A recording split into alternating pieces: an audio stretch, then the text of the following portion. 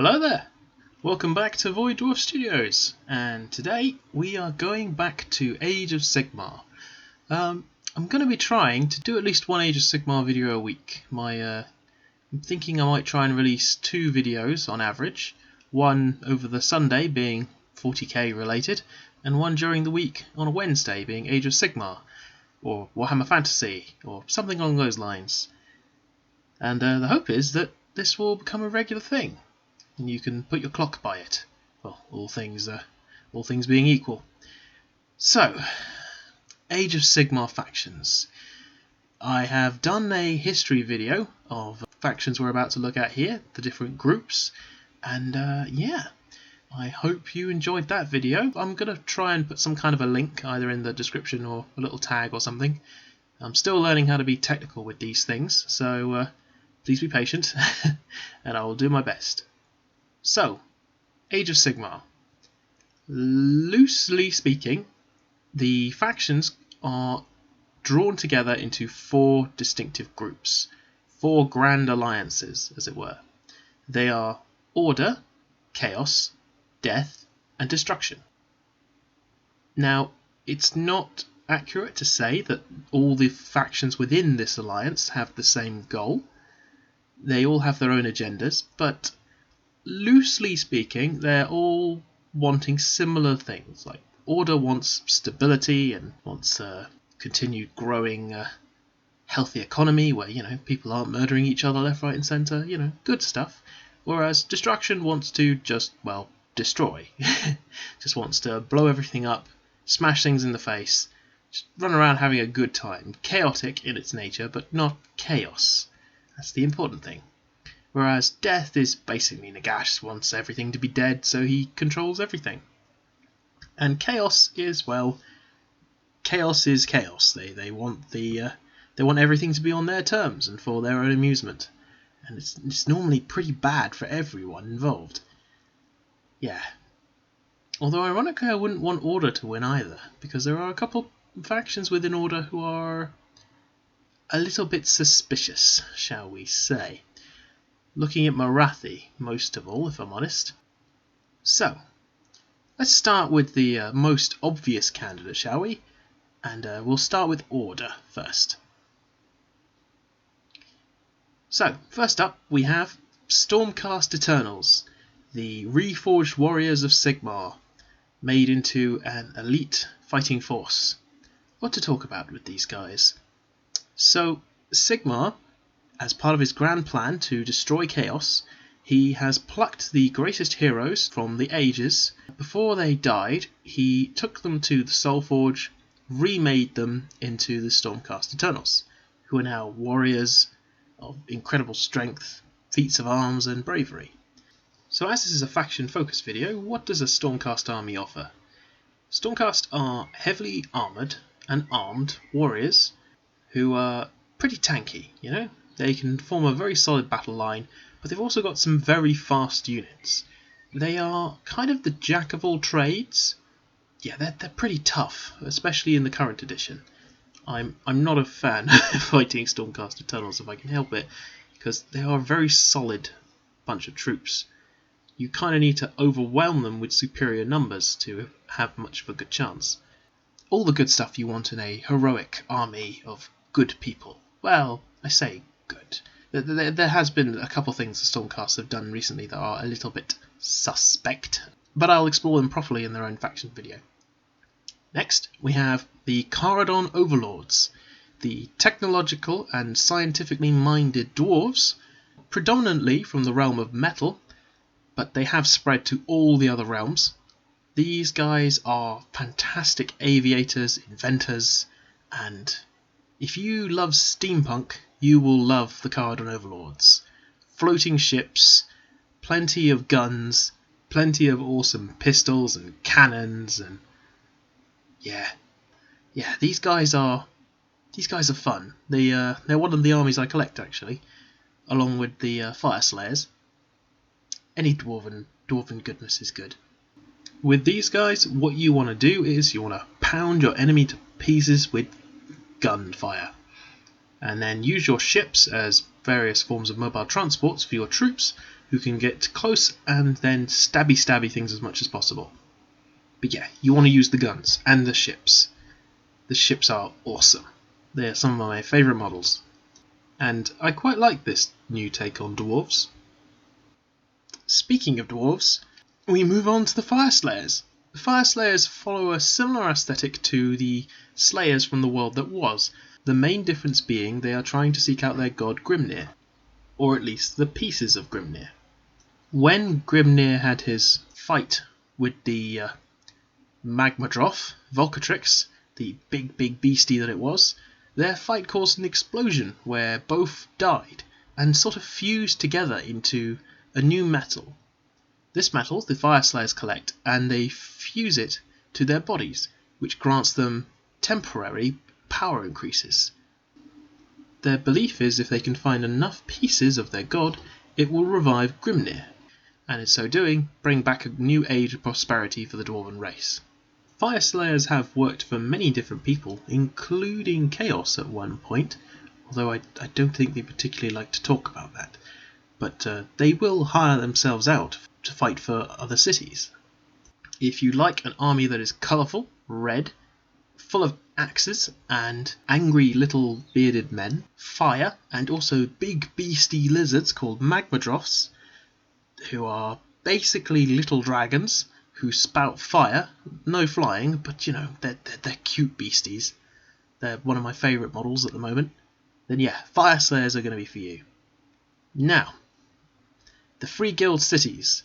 This is humanity's attempt to survive in Age of Sigmar, where they've banded together into what are called Free Guilds. These vary wildly from realm to realm, and they all have their own different takes on how to combat any force that comes their way. Although technically they do follow a couple similar things in that they have guns, spears, swords, you know, normal-ish fantasy stuff, if that makes sense. However, what is different is that a lot of these cities have alliances with other races that live within the city alongside humanity. So for example, there is a city in the Realm of Fire where the Fire Slayers and humans work together. There was one in the Realm of Life where the Wood Elves, they don't call them Wood Elves, the Nomads and humans work together, along with the Dwarves. There is another realm where Elves, who were Dark Elves and High Elves, equally work together. It's much more varied, much more diverse. It's interesting. I've not properly read their army book, but I'm looking forward to it because there's a lot of interesting diversity there. Because of the diverse nature of the Free Guild cities, it allows for a lot of potential tactical flexibility, as well as just having a varied army, which will look really colourful and awesome on the tabletop. And it's nice to see all the various races actually working together in cohesion for a change. You have the Sylvaneth, followers of Alariel, who are all, well, they're trees. You can quite clearly see that they're trees. Trees with various spirits in, some more intelligent than others and some more primal than others, but still trees. The idea with the Sylvaneth is that you can do lots of hit and run tactics, and you can kind of just appear out of trees. Now, please don't be mistaken, Sylvaneth do have some very tough troops. Their tree men and their Kurnoth hunters are beasts in combat. You do not want to get into a fight for too long with these guys. It's just that where they excel is being able to outmaneuver your opponent. So you don't really want to get bogged down in combats for too long. You want to hit really hard, get out, and then go somewhere else.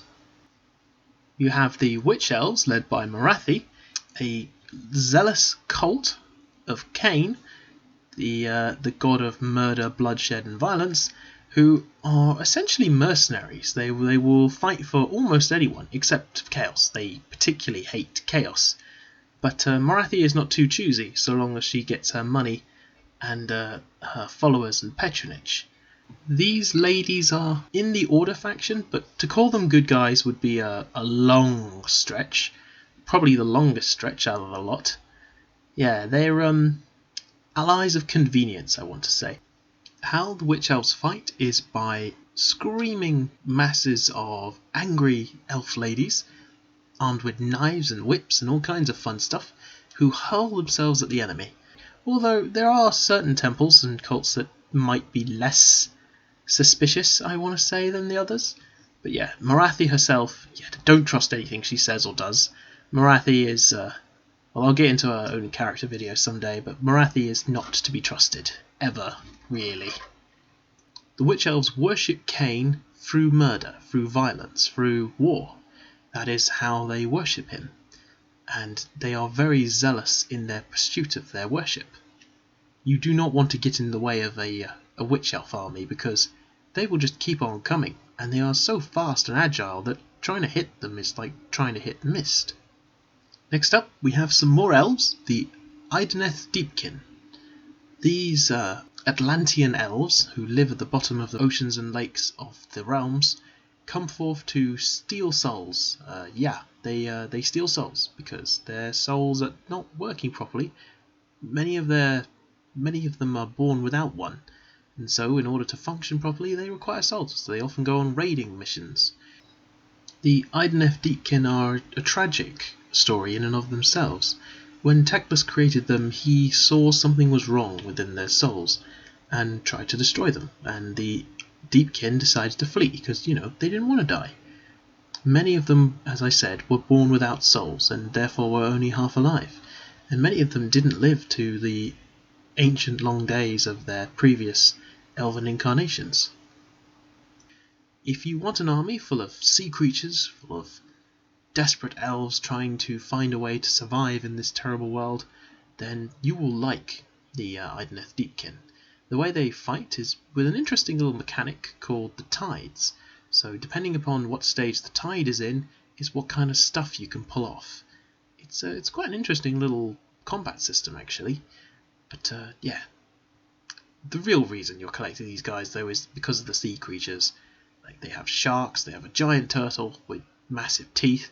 It's probably the angriest turtle I've ever seen. And the elves themselves are no slouches in combat either. Our last elf faction for this video are the Illumineth Light Elves. We don't know a lot about the Illumineth. We've had some models that have been shown, and we've got a few stats for their spearmen, some cavalry, and a giant mountain cow. Yes, a giant mountain cow spirit. Holy cow was one of the most amusing reactions most people had to it. But we don't 100% know how they fight. It looks like that they're going to have a lot of speed on their side, as they always get to fight first, and they've got some interesting magic, so I'm looking forward to seeing what happens there. I might update this video once we get a bit more information. But the Light Elves themselves, like I said again, I don't know a whole lot yet, because we're still getting it released, but the Light Elves managed to keep most of Chaos out of their realm, and they are staunch defenders against any form of corruption. And finally, for the good guys, for the Order faction, we have the Seraphon, the Lizard Men. These guys are fun. It's dinosaurs. Who doesn't like dinosaurs? You've got your Lizard Men, who are the Saurus warriors. These guys do the bulk of the fighting. They're very tough, very aggressive troops who can bite you as well as hit you over the head with a club. They have the Skinks, who are small, nippy, more intelligent, who can do magic. They have their Slann mage priests, who are their leaders, who are incredibly powerful magically. On top of all that, you have the big dinosaurs like the Carnosaur, essentially a T-Rex on steroids. These star lizards are a lot of fun. They are really tough, really brutal. Yeah, you don't really want to get into too long of a fight with them because they are very grindy. In fact, it'd be interesting to see who's tougher at grinding each other out. The Stormcast or the Seraphon? Not entirely sure which one would win that. The story for the Seraphon really is that they are just trying to fight chaos. They couldn't defend the world that was, so now the Slann just figure, well, let's just kick their asses wherever we can. But I will go into more detail about how they're trying to do this in their own faction video. Right, now for some distinctly not good guys. The Grand Alliance of Chaos. Yeah, if Order wants stability and people not to have tentacles growing out of their heads or various other appendages growing out of goodness knows where. Yeah, Chaos wants that. Chaos wants everything to be corrupted, to change, and essentially be the gods' playthings. They don't particularly care about humanity or any of the other races. They care about themselves and gaining more power and becoming more powerful. Yeah, you're playing Chaos because you like destroying things and corrupting and changing things. And they all have very varied playstyles. First up, I think it's only fair we start with one of the big bads himself, the Warriors of Chaos, or the Slaves to Darkness as they're also called. Led by our old friend Archaon, the Ever-Chosen, the champion of Chaos. Yeah, this guy managed to survive the world blowing up somehow, and he is now the champion of the Chaos Gods. You can have a bunch of different flavors of Warriors of Chaos. You can have your barbarian hordes, you can have very tanky, heavily armored units. You can also have your graceful, fast-moving skirmishers. Chaos can fulfill a multitude of different roles. The main thing, however, is that each Chaos unit is aligned to a particular god, and depending on what god you're aligned to, you get various different bonuses. So, for example, if your units are allied to, say, Khorne, then they tend to get bonuses for attack and for, damage and things. Slaanesh tend to be much quicker, Nurgle you tend to be tougher, and Tzeentch you tend to get access to magic, and a couple of unique units as well. Well, in fact, all of the Chaos Gods have their own unique units. But the Warriors of Chaos are predominantly made up of humans or people who have fallen for the corrupting powers. And speaking of corrupting powers, we've got some Chaos Demons all over the place. Depending on which flavour you like, we start off with Strawberry Red, a nice little dash of Khorne. If you like an army that is not subtle, that runs forward, smashes things in the face, and has a distinctly demonic look, then Khorne is your boy. Yeah, Khorne has hordes of demons called Bloodletters, who are great in close combat. You're not going to do much shooting, but you don't really care. It's all about the blood, blood, blood, death, blood, blood. Next, we have Slaanesh, where Khorne is all about the attack and all about the brutality. Slaanesh is about speed, grace, and basically hitting the enemy really, really hard before he hits you, because Slaanesh is a bit of a glass cannon. For anyone who doesn't entirely understand what that means, essentially, a Slaanesh army works by you move really fast, hit first, and then you hopefully do enough damage that when you get hit back, your casualties are fairly minimal. Slaanesh is a great army if you like to outmaneuver, outplay, and just generally screw over your opponent. However, if screwing over your opponent is something you really enjoy doing and you want to have a demonic feel, then Tzeentch is your boy. Tzeentch is the changer of ways, the master of magic and transmutation. You've got tons of options for wizards and spells.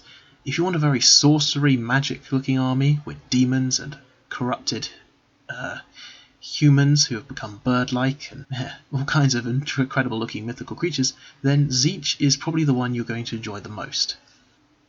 And finally, for Chaos, we have the furry little ratmen, the Skaven. Now, Skaven come in multiple flavours themselves, depending on how you want to run their army. They have massive monsters, they've got powerful magics, they've got all kinds of cool plagues and diseases that you can inflict on your opponent, and also lots of fun technological inventions that blow up and have almost as equal chance of screwing you over as the enemy, although they are a ton of fun to play. Or you can just have, hordes of screaming ratmen, and that's a lot of fun in and of itself. The Skaven are a new faction to Chaos. They're kind of their own thing. The Great Horn Rat managed to ascend to the ranks of a Chaos God, and to say they work alongside Chaos is a stretch, as the Skaven don't really even understand the concept of friend. The closest a Skaven understands the concept of friend is person who isn't trying to kill me right now, but is thinking about it for later. The Skaven are a fun army. They have a bunch of interesting rules, and they would be an interesting thing to play on the tabletop. But if you decide to go with the Horde option, you better get used to painting lots of different flavours of fur. Just warning.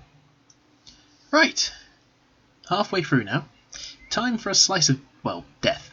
A slice of death for you, everyone. If you want an army that has a distinctly, should we say, smelly, rotting, sort of zombie-ish, ghostly, ghouly, macabre, this is the faction for you. Death doesn't really care about order. Well, I suppose that's a lie. Nagash cares about order, it's just that he wants it all under his control.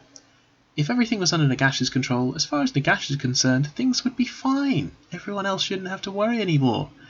They can embrace the sweet taste of death. The only byproduct of that is that there is no choice. There is only Nagash's. So, first up, the Legions of the Dead under Nagash. These are your stereotypical zombies, skeletons, various vampires of different flavours, his Mortarks, his lieutenants as they're called. And Nagash is in direct control of these. This is your standard undead army, so to say. But Nagash has recently made several new ones, including the Nighthaunt, his vanguard. If you want an army full of ghosts, ghouls and spirits, these are the army for you. They are really, really hard hitting. They are very tough because they don't care about being hit by swords or anything, because they have a lovely little rule called Ethereal, which means they don't care about Rend. And Rend in the game, for those who don't know, is it minuses the value of your armour. So if you had a 4+ save, if you're hit with something with a -1 Rend, that 4+ becomes a 5+, dramatically reducing your chances of survival. But because you're a ghost in the Nighthaunt army, you really don't care. You just waltz through any Rend and ignore it completely, which can be maddeningly frustrating. Next, we have got the Flesh Eater Courts. Whilst some worship Nagash as a god, a lot of them are actively afraid and or avoid him at all costs because they feel he is the reason that their kingdoms are under threat. I will go into the Flesh Eater Courts properly in their own video to explain that more, but essentially a Flesh Eater Court army is run by a large vampire, a ghoulish kind of monstrous vampire, who runs an army of ghouls who believe that they are noble people, that they are like knights and squires and chivalric and all that good stuff, whilst they're chewing on some poor unfortunate victim's ear and, eating their intestines. Yeah, they're a fantastically macabre army. They, you will, if you like eating flesh and rotting skin and all kinds of grotesque monstrosities, Flesh Eater Courts are for you. We have the newest army from Death, the Ozark Bone Reapers. These guys are Nagash's answer to Stormcast Eternals. They are very tanky, they are very disciplined, they are tough, they're organised, they are not like shambling skeletons and zombies. These are disciplined troops who can be very reliably entrusted to hold the line and or dish out damage back. And they have a bit of an Egyptian feel, which, if you like that kind of flavour, then this might be the army for you. And as a bonus, Nagash can technically lead any one of these armies in the Death faction, and as the god of death, he has access to some pretty terrifying magic. If Nagash is on the table, you need to do something about him quickly, because otherwise he's going to cause all kinds of trouble. Alright, last faction, we're speeding through these. Destruction. So, Destruction doesn't necessarily have a altruistic goal as such. They're not trying to rule the world like Nagash, or they're trying to just corrupt it like Chaos, nor are they trying to civilize it like Order. They just want to destroy. They just want to live free and nomadic and barbarous kind of lifestyles. They tend to worship the gods Gork and Mork, or various similar deities. And they basically just want to do their own thing and carry on doing it without anyone getting in the way. And they also like fighting everything they encounter. So because this is all about fighting everything, we'll start with arguably one of the most numerous groups within Destruction, the Orcs and Goblins. First up, we have the Orcs. Big, burly, violent, always looking for a good scrap, and they come in a couple different flavours. You have your normal-ish orcs, I want to say, who tend to wear armour, and they have this adorable little creature that just noms on everyone. called a Maw Crusher. Very cute little thing.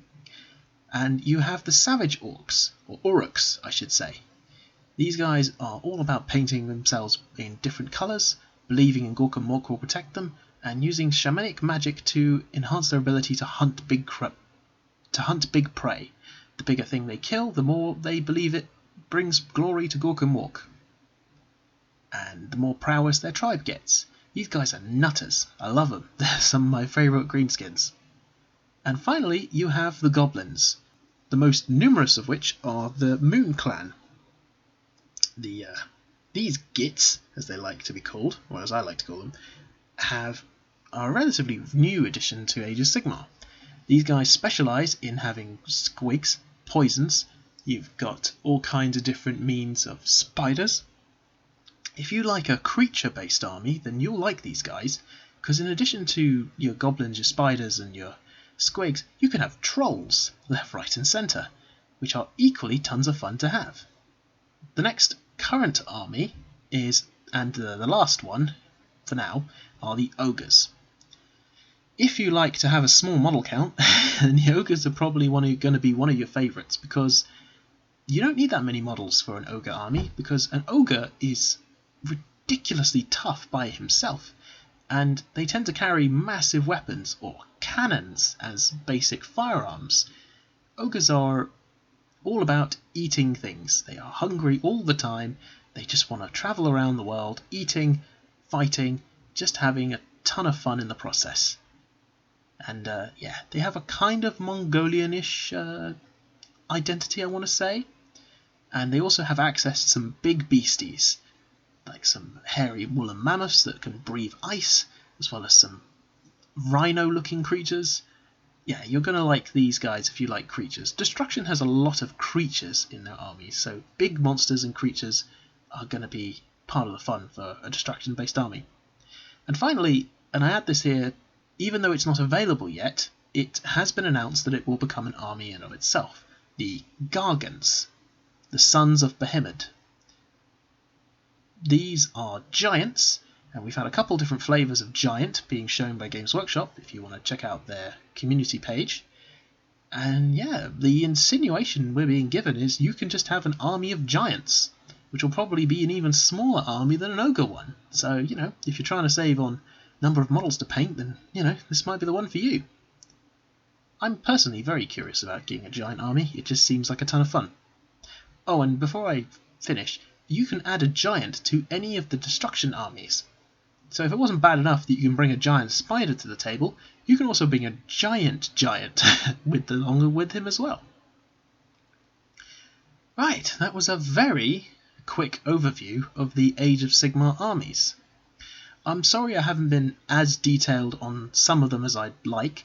I haven't played as many of these armies as perhaps I should, as time, money, all that jazz. But I have either watched these armies be played or watched enough battle reports to get a pretty good idea. So, which army do you particularly like? Is there one you'd like me to talk more about? If you have any comments or suggestions, please, put them in the comments section down below. And like and subscribe, it really helps. And yeah, I hope you all enjoyed this video. Take care, everyone.